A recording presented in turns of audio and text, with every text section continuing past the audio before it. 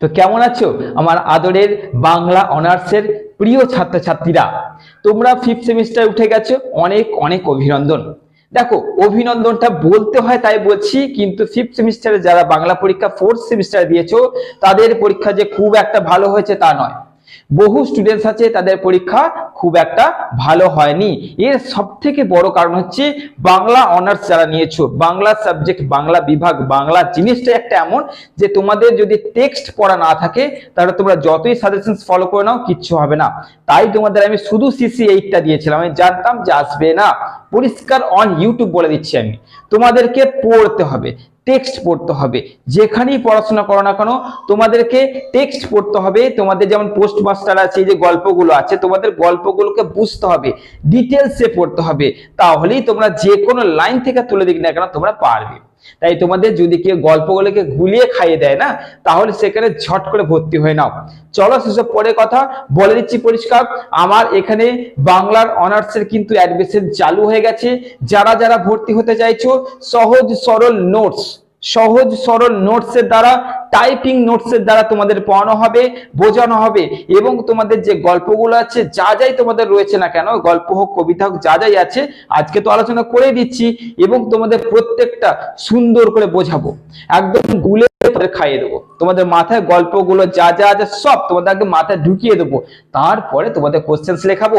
এইটাই আমার সিস্টেম, যে আগে বিষয়বস্তুকে বুঝে যাও, আগে জিনিসটা কি সেটা বুঝে যাও।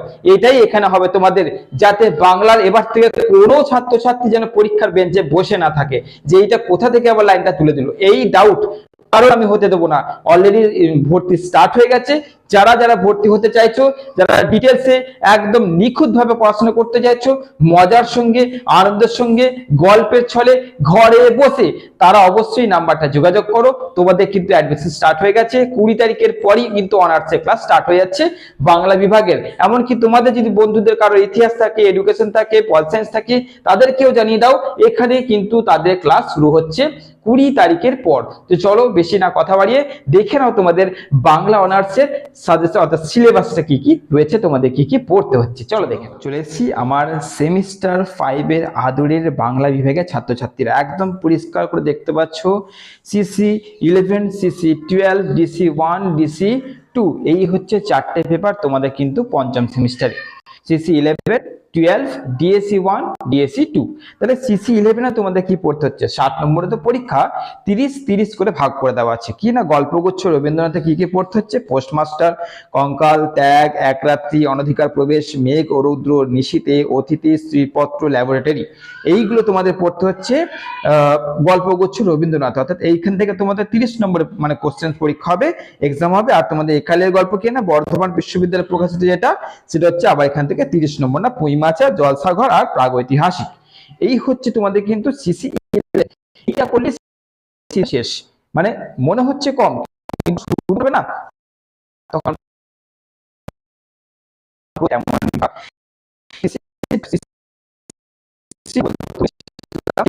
শুধু ওইটুকু নয়, ভেবেছিলাম আদাব, সাত সকালের মা, এইগুলো কিন্তু তোমাদের পড়তে হচ্ছে। একদম এইগুলো পড়তে হচ্ছেই, প্রত্যেকটা ডিটেলস পড়তে হচ্ছে। ভাবো তাহলে কতটা টাফ হতে চলেছে তোমাদের বাংলাটা। এরপরে দেখো CC12 হয়ে গেল। CC12 এ কি না, প্রবন্ধ সংকলন, অর্থাৎ প্রবন্ধ আর প্রাচ্য। প্রবন্ধ সংকলনের মধ্যে কি কি পড়তে হচ্ছে, যেখান থেকে 30 নম্বর আসবে। লোকশিক্ষা, সৎপ্রসঙ্গ, আমাদের ভাষা সংকট, বাংলার ব্রত উপন্যাসের পূর্ব সূচনা, পারিবারিক নারী সমস্যা, বাংলা কাব্যের গোড়ার কথা, ক্লাইভ স্ট্রিটের চাঁদ, নিঃশব্দে তর্জনী, এইগুলো তোমাদের পড়তে হচ্ছে কি না তোমাদের প্রবন্ধ সংকলনে। এখান থেকে 30 নম্বর থাকবে। প্রাচ্য কাব্য তত্ত্বে কি পড়তে হচ্ছে না, কাব্য জিজ্ঞাসা কি না, অতুল চন্দ্র গুপ্তের কি পাঠ্য অংশ ধ্বনি রস।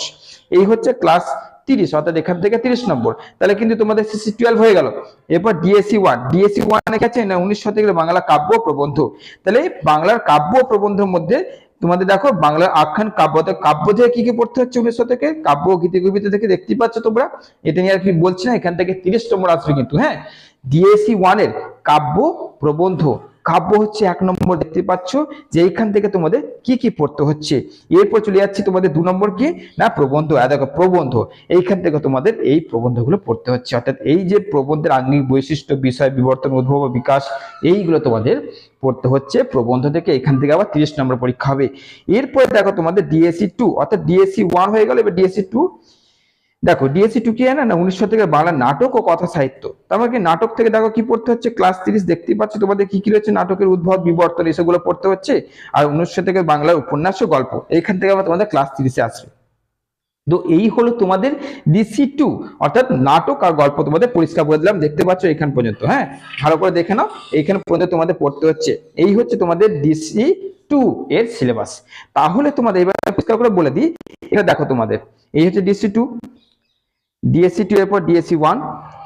সিলেবাসটা রিপিট করে দিচ্ছি তোমাদের এই জন্য যাতে বুঝতে পারো যে কতটা প্রেসার রয়েছে আর কেন এই সাবজেক্টটা পাস করাটা অতটা সহজ নয়, কারণ এত ডিটেলস পড়তে হবে তোমাদের, কারণ তোমাদের তো লাইন করে দেয় না, কোথা থেকে এখন কে জানে। এই জন্য তোমাদের বারবার বলছি তোমরা অ্যাডমিশন নাও, যাতে ডিটেলস যাতে তোমরা জানতে পারো, প্রত্যেকটা ডিটেলস।